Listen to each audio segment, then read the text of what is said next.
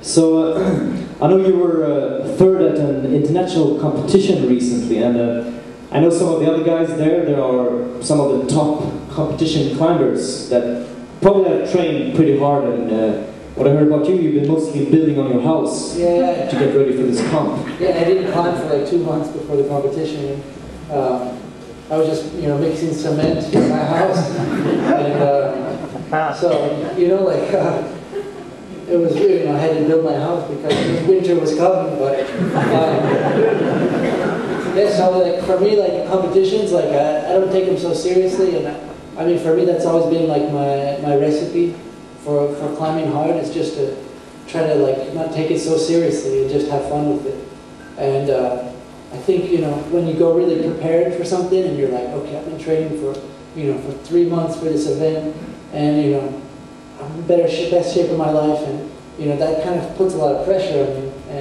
And for me, when I go to these competitions, and maybe I didn't even climb so much, but it kind of takes the pressure off, because it's like, well, probably won't do so good because I haven't been climbing at all, and so anyway, might as well just go and have fun and just try your best, and that's kind of when when your best moments are. For me, like all my hardest routes, I kind of did it when I red pointed it when you least expect it, so sometimes you kind of have to trick yourself into not taking it so seriously.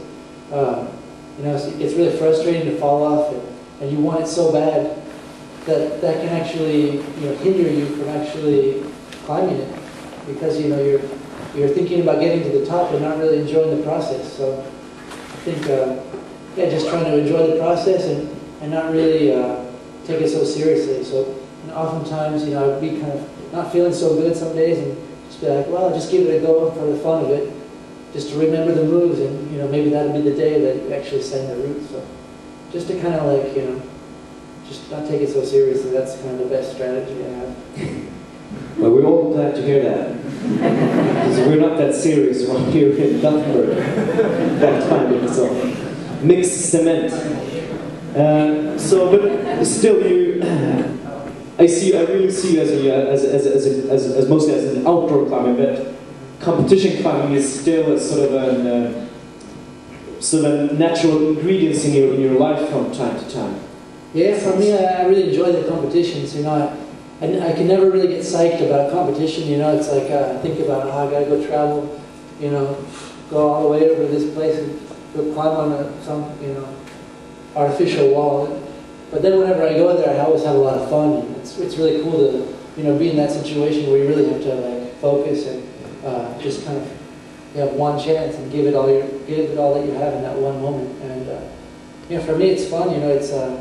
These days I take it even less seriously than before. And it's just kind of a good way to go and share climbing with other people, and I get to climb with the other climbers, and just kind of a great way to participate and be part of the climbing community, because most of the time just go climbing by myself in places that where no one else is. So it's a nice way to come and share climbing with the rest of the climbing community. Excellent. So you perform obviously really well in all the sort of genres of free climbing that we have, like bouldering, sport climbing, and deep water soloing, and comps.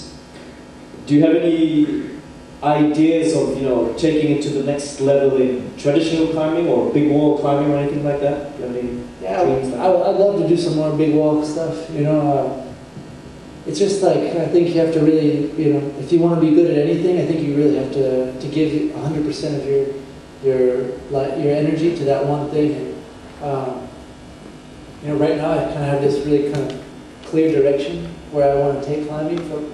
As far as the difficulty, and I have still the fitness and I'm still in my prime, I guess, to do that. So I think I could see getting into big wall climbing maybe later on, once I've climbed some of those projects that you saw there. Then I'd like to do some longer routes, but for the moment I'm just really just trying to realize my potential as far as just climbing single pitches and just see how far I can take it while I still can. Okay, so that's another thing that I've noticed. I've known you not forever, but for a few years now, and before you were kind of well known not to grade any routes, but you sort of started doing that. And isn't it really hard to grade routes? Because obviously you've done, some of the routes we watched here tonight, some of them are really, really long, some of them are really short. How do you cope with that? How do you...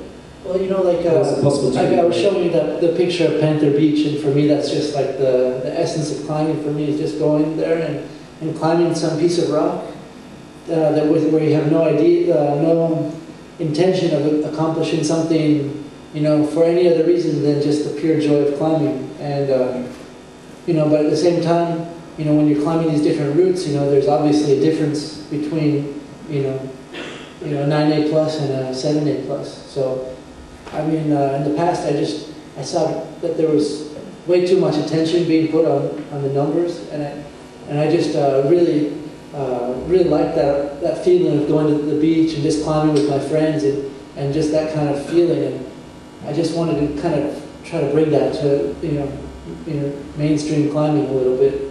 And then, you know, in the last couple of years, I guess I just thought that, you know, maybe, you know, I thought I would put up routes and I wouldn't give it a grade, and then, you know, inevitably other people would put a grade on it, you know, people that had never even tried the route. And so, you know, things, you know, were going to get graded either way. So I just figured, well, if that's going to be the case, I might as well try to, you know, give my opinion at least, you know.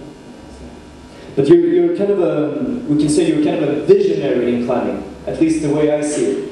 What do you think about the future of hard free climbing? What kind of routes do you think people will be doing it? Will they be longer, shorter? What kind of style would you think? What kind of lines do you see? Like some of the hardest lines in Spain, for instance. Well, like I mean, I kind of stopped bouldering so much because, you know, I got to this point where, you know, I climbed some boulder problems that were maybe like 8C or something, you know, and trying to imagine the next level beyond that just seemed, you know, so hard that it just didn't even really interest me, you know, like the holds just got too small and the moves too hard that it, you know, maybe for me just kind of stopped being fun.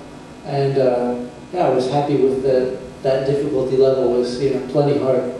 And with sport climbing, I just see that there's a lot of potential for improvement because, you know, whether it's, you know, 100, you know, or 30 meters or 40 meters or 10 meters, you can just, you can stack these boulder problems on top of each other, and maybe it's not 8C, but maybe you can do like you know, I have one project in Oleana that's like, you know, on a boulder scale, maybe it's like a 7C plus boulder problem to a 7C plus boulder problem to an 8B plus boulder problem to then afterwards to like a 9A route or something.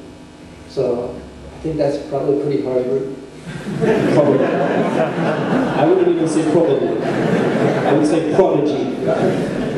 But so I think that's kind of like an example, like, you know, just taking, you know, where we've gotten to in boulder. If you look at the hardest movements in bouldering, well, that's a good idea to have for route climbing, you know, those hardest boulder problems on a rope, you know, and stacking them on top of each other.